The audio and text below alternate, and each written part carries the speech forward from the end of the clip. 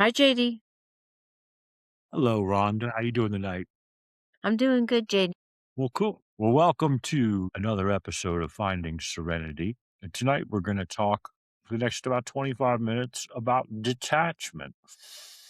Maybe before you ever got into recovery, Rhonda, maybe in your professional life you'd heard the term before in therapy, but what did it mean to you when you hear the word detachment? Like, what's the connotation that comes, what you think of immediately pre recovery? I immediately think of dissociation. Huh. Yeah. You know what Yeah. dissociation is? Some people don't really know what dissociation is. I use it so often, but people sometimes don't know what How dissociation about you means. give an example of dissociation? Okay, because I'm like an expert dissociator, so I can do that. Let's see. I think a good example is, let's say you're in a conversation with someone and they say something, they use the word dad. And so all of a sudden you start thinking about your dad and you're Mm, like, you start going into some dialogue you and your dad had. And then your friend says, "Hey, are you listening?" And you're like, and you did not hear a word that they said because mhm. you're totally dissociating in your head, thinking about whatever it was that triggered you and like down a rabbit hole and completely dissociated.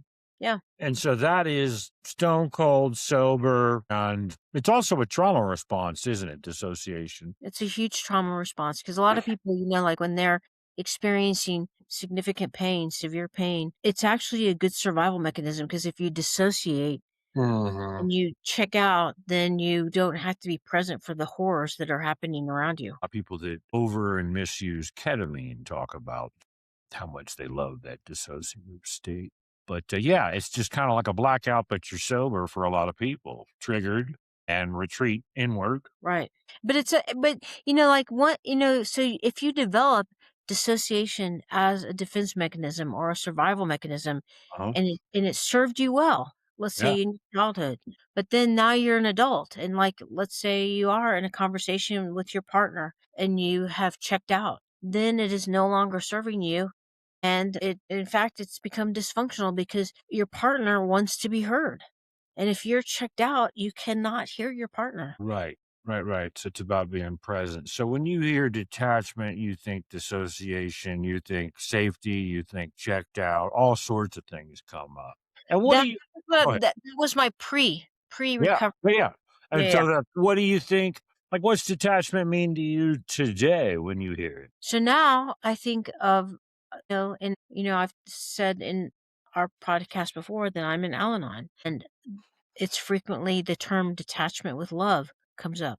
So let's say you're living with an active alcoholic and you love this person. It's You have and let's say that that person, and as part of their disease is really controlling, and they say to you or let's say, the opposite. Let's say that, you feel like you have to stay home and monitor your active alcoholic partner. Well, detachment would be to let your partner do whatever they're gonna do and not monitor them and just live your life and let them live their life and just let the natural consequences fall as they may. So, like anything that helps me, it's well, not anything. Some of it even takes a while to intellectually understand, it's hard to get clear. Every time detachment was explained to me, it was just like they would say the same thing. Men, women, he'd say, it sounds cold and calculating. It means they don't love you and just forget about people, but it's not that. It's It's just not that that. love. And I'm like, No, I don't understand any of that. What's a good example? You give a good example too. I mean, Okay. this is a hard concept. Yeah, so it's actually life-saving, and the idea of mastering it is what I would call toxic folly. Good fucking luck. It's can I be aware it's an option, and how do I do it? So I'll give you a couple examples. The first one is with like kind of like along with you. I heard one definition of it, and again, it's maddening. Oh, detachment is simply letting go of your obsession with another person's behavior. Okay, I'll just decide to stop letting their fucking shit drive me insane. I'll just turn my brain off. Like, come on. And so that's the thing about helping and getting help is just saying, like, let go and let God or detach, quit obsessing is useless. There's ways to do it, but usually they involve discomfort, but they're all inward, and that's the thing. And I say this a lot that if I need somebody else to change, I am doomed, right? So The first definition I heard of detachment was all about dealing with people with the disease of addiction. And it was along the lines of stop, recognize that the disease of addiction is at play. You ain't gonna beat it and do something different. Take care of yourself. I'm like, duh. It's like 17 impossible things, right? And to even do that is what it requires is to know what the disease of addiction is. Because people that need to work on detachment, it's not just because the ding dong husband's drinking. Like, I got to detach from perfectly healthy, normal people and situations and let people be. And so it's important to know that the primary symptom of drug and alcohol addiction, the most glaring symptom is just the drugs and alcohol, but the behavior, the stuff we talk about all the time, the shame, the blame, the deflection, the manipulation, self pity, and rationalization. Like those things are awful to be around. But if I know that self pity, blame, rationalization, conditioned hopelessness, manipulation are part of the disease, and I think those are the disease rather than fentanyl or alcohol they're not using right now, then I'm like, oh, this person is just new in recovery. It's normal for them to be blaming, self pitying, rationalizing. Is pointing it out to them really going to get them to stop? And so, how do I detach and say, hey, the disease of addiction's at play? If I could cure it, I'd be sitting on a pile of fucking gold. Maybe I should go take a walk, call my sponsor, say a prayer, bake some cookies, go out in the garden, call a friend, to separate from it, to detach. And that's just one example, I guess. I will say this, that going to Al-Anon has saved me professionally. Because out of fear, we want to confront and guide, lecture. And we think because, like, we're right, they don't see the truth. Like, it's okay then to control. And that's the opposite of detachment, right? One of them. Controlling is, I think that for people like myself that are in Al-Anon, I think control is a really serious affliction. Yeah. I almost think it's sometimes as bad as addiction. I mean, maybe it is maybe control is an addiction. I don't really know, but I do think that it is it feels good though. Like the times that I have been able to detach and surrender, relinquish control, it feels really good. That's like when serenity enters into my body and my mind, like Yeah. when I don't feel so anxious that I need to like give unsolicited advice, like what you said, say that I'm right, lecture somebody, tell them to stop doing whatever, or that they're doing something inappropriate. I mean, those kinds of things make me that's how I make myself crazy. And that's it. And most of us think, no, the alcoholic, the loved one, that they're making me crazy when it's actually what you're saying. And this is advanced. It's my control issue. And there's so much fear involved. There's this question, in one of the Al Anon books about step one. And the question goes something like,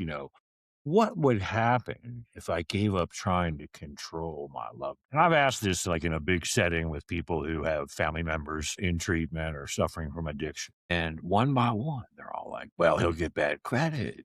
He'll overdose. He'll be homeless. Our Mhm. reputation will be ruined. He won't take off. He'll get fired. And it's so sad. These are smart people who just still like, they look at the insanity of their loved ones using and don't see their own insanity of continuing to try to control something. And Yeah, every that once in a while, fear someone really will be is like, terrible.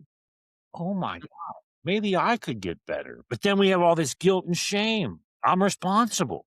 And so that's the thing. Like you hear these things in recovery, like you can't protect someone from their consequences. And you're robbing of their dignity by trying. I'm like, they're going to die if I don't take care of them. And then, I get crazy. The whole people play. It's a very tricky thing to detach because even if I know how to do it, I still have like old beliefs or like guilt. And I don't know. This is a pretty blunt example that the woman who introduced me to Al Anon would used to talk about.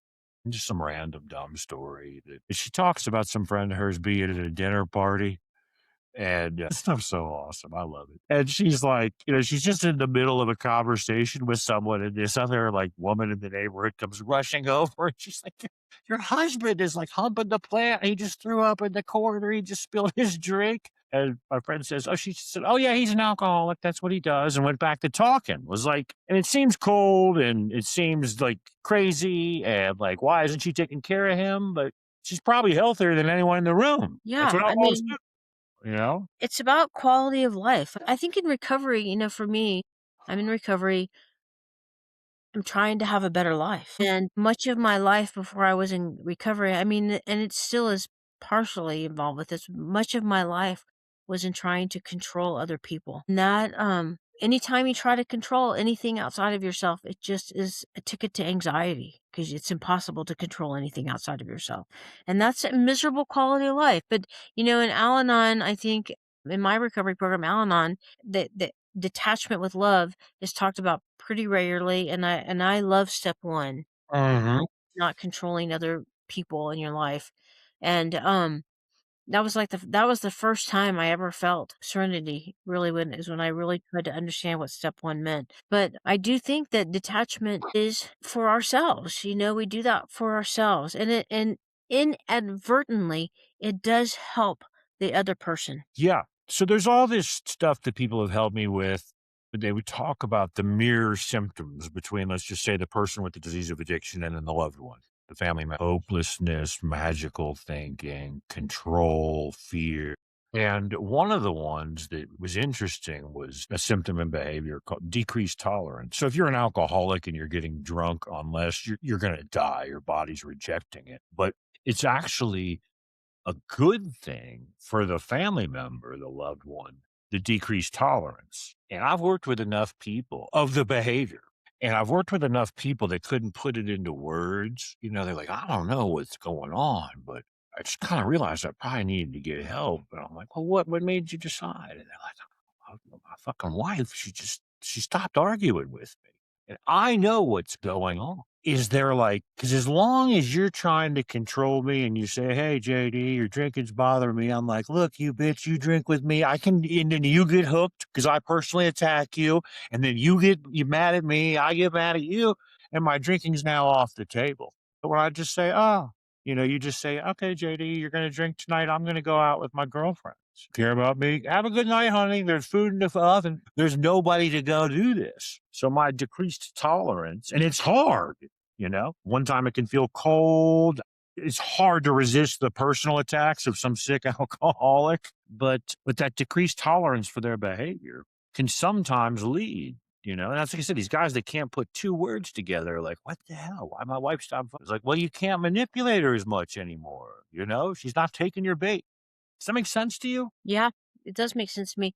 What I'm thinking about in terms of detachment, I'm thinking about the parent who has a child that struggles with addiction, and how in the rooms I've heard so many stories about parents talking about how unbelievably hard it is to detach because you're so scared that your child is going to die from the disease of addiction. Yeah, that's it. And, as not being a father, and being in the same profession as you get people that'll say, well, you don't understand. And I don't know what it's like to be a kid. I'm not like, well, I've had girlfriends in the same, but you watch how sick this makes people. A lot of like drug and alcohol treatment centers will have a family program. And a lot of people that go to drug and alcohol treatment centers go to multiple drug and alcohol treatment centers. And so a lot of these family members will go to a lot of family programs. And two quick stories about that. One, as an addict new in recovery, I didn't have family coming to mind. I wouldn't let them. And one of the guys on my unit, I met his parents. They came on visiting day and then for family program. I was like, what a couple of assholes. Rich, nasty, don't smile. Anyway, he died. And I kind of had this crazy vow I made to myself. I don't know where it came from. Like, I'm going to go tell his parents who were assholes. He was a good man and helped me. And that was about 4 months after treatment. And about a year after that, doing more and more and more step work, I was like, they're not assholes. They've been to like 10 family programs. They don't need to smile and be nice to me. They're worried about their little grandkids not having a fucking father, how much money they have to keep spending for treatment. And then there's other family members who would come to one that we ran for a while, and they'd be like, I don't know why we're here. We've heard all of this. Okay. And when we'd sit and have this little, like, how's he doing? What do you want to tell him? And they're like, oh, honey, we got a lot of bills and we don't want your credit. Can you give us the passcode, to your checking account or whatever? We're going to pay your bills. And I'm like, I thought you went to a million family programs and you understood this. You're killing him.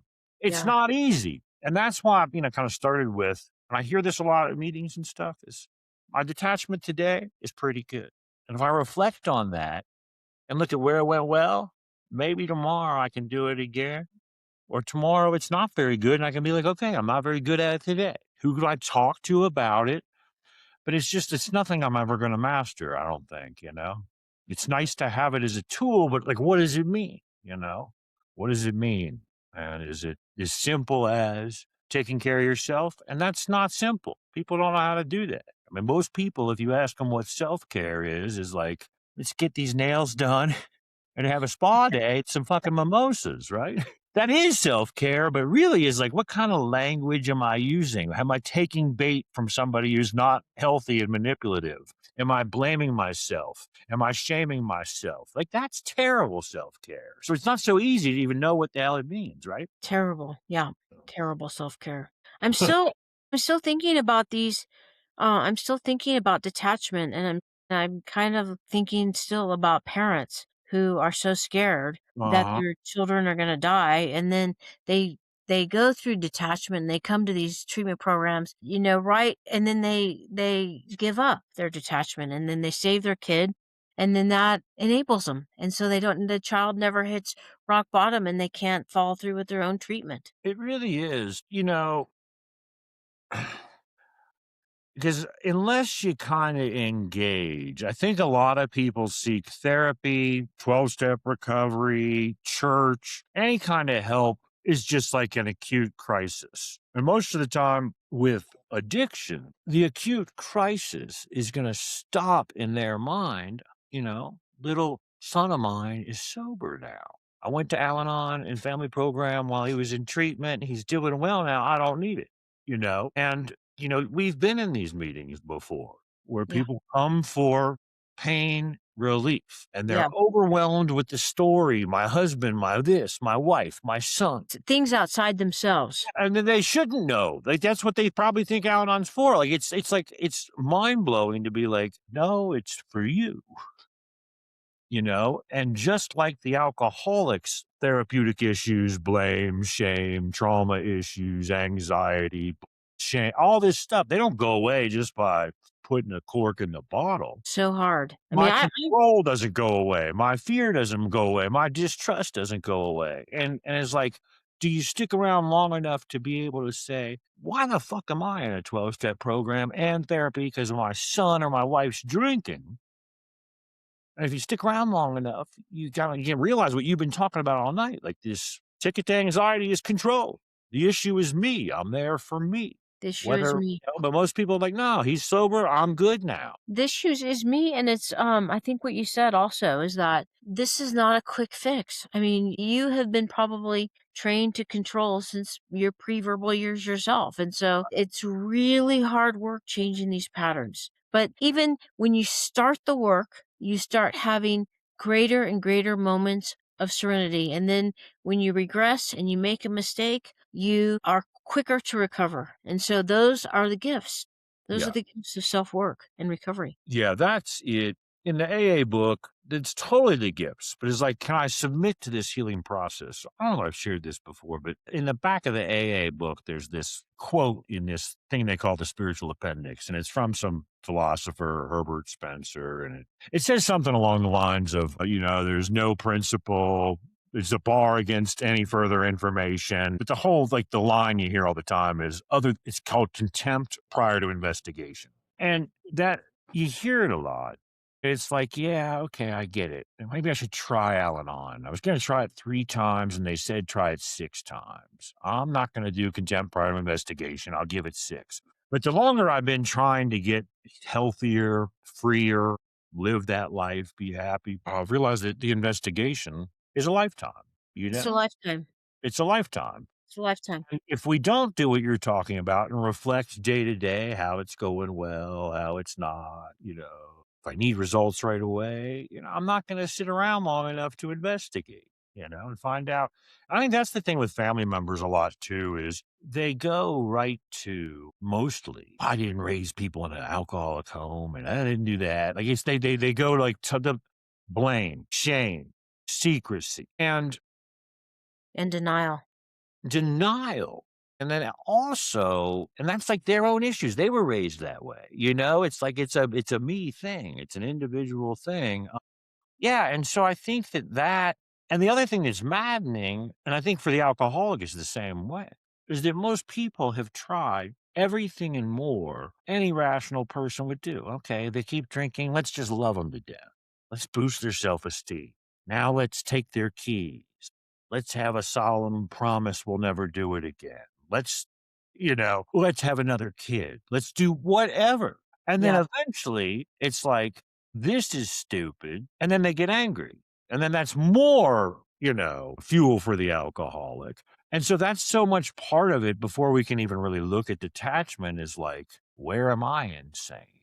And you're going to look if you're new in recovery or therapy or anything, like in all the ways he is or she is. Like, I'm not, I don't drink, I don't do this, I'm loving, I've been modeling good behavior. I'm like, well, maybe by the time you're both 842, that'll sink in, Yeah, I don't know. Let's call up our boy Ponce de Leon and his magical water. Something I don't know. Fuck it.